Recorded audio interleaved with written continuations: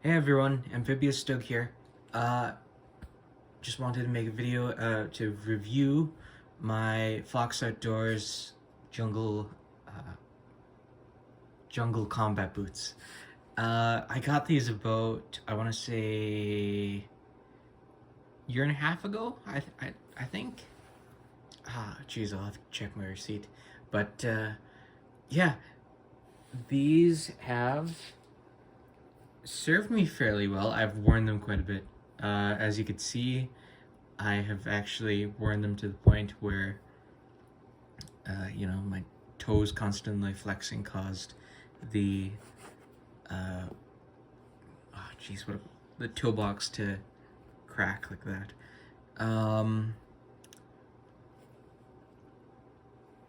It probably wouldn't have happened if this was actual leather. Uh, Interestingly, I was kind of disappointed when I first got this because the listing, if I remember correctly, said it was 100% leather, or it had 100% leather on it, which obviously it doesn't. As you can see here, that's very much not leather. That is leather. That's plastic. That's meant to look like leather. Besides that, it's fairly good. Oh, this is, as far as I can understand, no, not polyester, nylon. All of the fabric on here is nylon, including the shoelaces. So, I mean, it's about what you'd expect for, in Canadian dollars. It's about, I think I got it for $75, which I think the listing is something like $62 in US, last I checked. So not terrible, it's what you get for the money. I wore these quite a bit throughout hikes and at my job, working at a lumber store throughout the summer. And these served me quite well.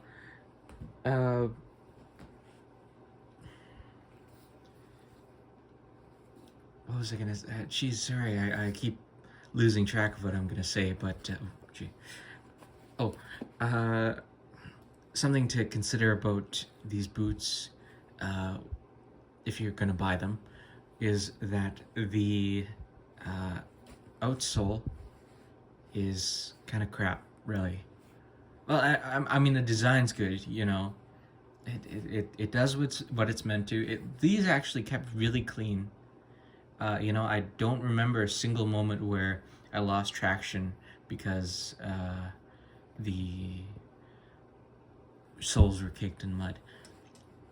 If the camera would focus, you could see pitting and all that on the rubber. It's somewhat soft for as far as boots are concerned, or there are no Vibram soles. But they held up. I did a lot of hiking. I don't remember slipping once either. So they did their job. They protected my feet. No anti what do you call them? Puncture, stab, whatever you call them, plates in here. So like if you step on a nail or a punji spike, I don't know where you'd ever actually come across a punji spike. Unless you're in like the military, in which case you get something way better than this. No anti-spike protection inserts, so it's just directly molded sole. Whatever is inside here. As far as I understand, it's mostly just polyester. Speaking about the inside of it, the insoles are absolutely horrible. That'll be one of the first things you want to replace when you get these, if you get these. Piece of paper is probably better than what was issued or what came with these. Jeez. I mean, they held up for a while. They're kind of comfortable, and eventually they just wore down to literally nothing over, I want to say, 4 months of fairly decent wear. I was wearing these daily for 4 months. And oh geez, what else? Yeah, I just popped some Dr. Scholl's in them. Uh, they are quite wide. I will note that they are quite wide, internally. Like there's no lining or any fancy Gore-Tex or whatever inside of it. It's basically hollow. Like that's all the material you'll get out of this. Is just, you know, the toe box and all that sort of stuff. So there's a lot of it's very roomy inside. You'll have to keep that into consideration if you ever get these and wear them. So you might want to get like, you know, an extra wide insole or insert to put into these. What else? Ideally, you know, you could even get some sort of mesh sole. Those work perfectly with these, from what I understand. In fact, that's what these were issued with back in like the 70s, 60s and 70s. And that's to better help it drain. Now, anyways, well, what else? They functioned well as a jungle boot, you know? They kept my feet dry, dried off quickly, I should say, and cool, which is, as far as I understand, the most important thing about these. They kept my feet really, really cool. You know, my feet never sweat. Quite hygienic, as far as I'm understanding concerned. They also air out very nicely because of the rivet, or the drain holes you could see here. So, you know, constant circulation. And what else? Yeah, quite nice. Oh, there's a tag. Just to prove these are, in fact, Fox Outdoors product. The material, the other material, I forgot to mention this earlier. The nylon is actually pretty good. I mean, you can see it's fraying here some places, especially on the outer, or like towards the front. And that's to be expected. But honestly, this is pretty nice. I'd say this is about the same quality as genuine US grade nylon.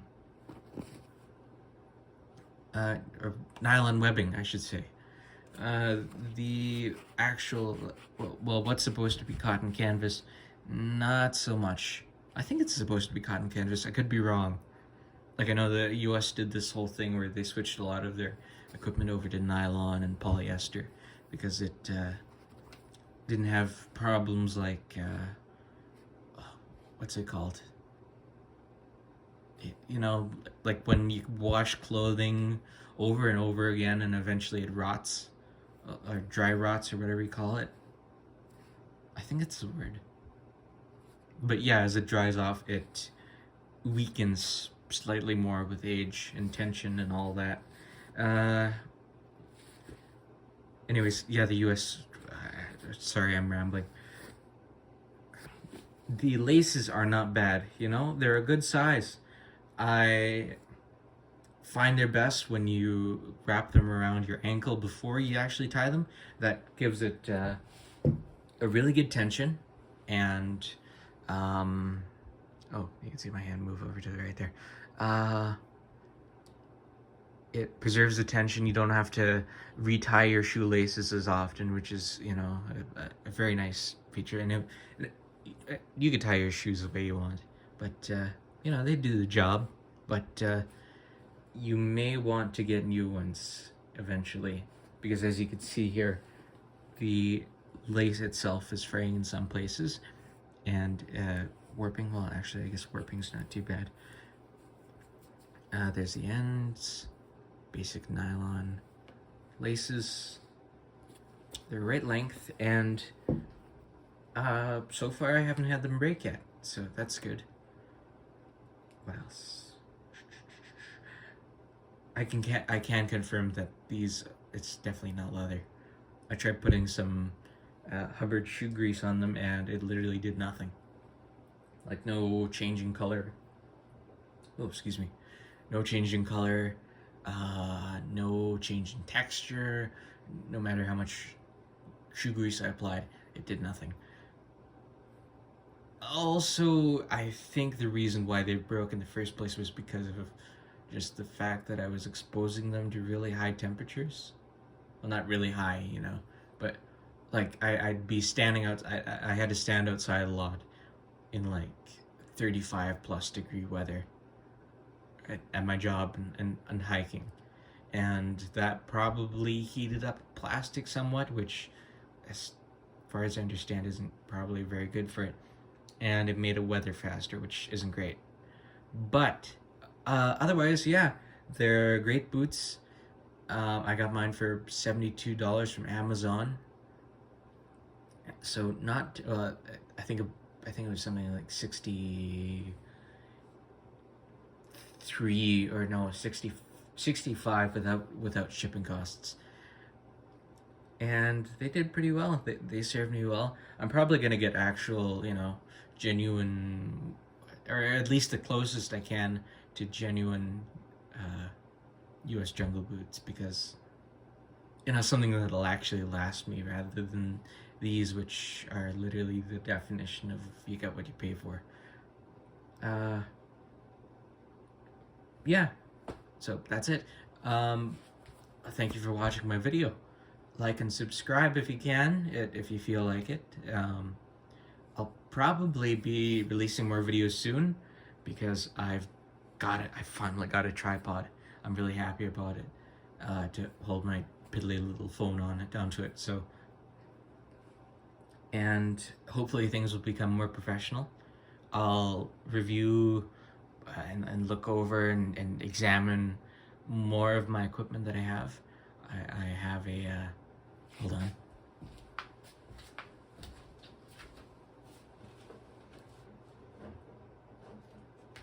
One second. There you go.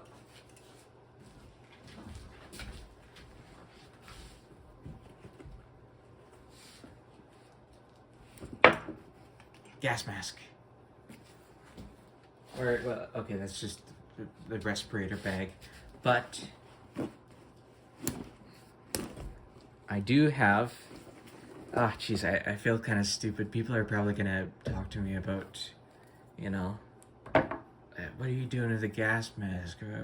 Why would you seriously need something like that? Why are you spending more on the bag than, well, actually about the same as, the same amount of money on a bag as you did the mask? Why is the seal broken? Do you have more things? Well, the answer is I'm stupid, and I don't think things through properly or make reasonable financial decisions. So, but yeah, I'll get more filters soon. Anyways, I'll talk about this at some point. Talk about you know, uses and all that, and maybe even try to discuss how to, or you know, like do a what do you call it? I don't actually know the term for it. Like go through stuff together, like read together, I guess. Is that a podcast? I don't know. No, it's not a podcast, stupid. Do a video about me learning about things like decontamination and chemical, biological mumbo jumbo like that. The stuff you have to know in order to properly use chemical protection like gas masks and all that. Also, just a note, I probably really should replace these. I use this reproduction respirator bag almost every day, and I realize now that it's probably not the best idea to actually use it for a gas mask, considering it's cotton canvas, which, from what I understand, is terrible for biological stuff, because it just soaks up chemicals and all sorts of toxins, unlike nylon or rubber even. But anyways, yeah, that's it. Thank you. Like and subscribe. Peace out.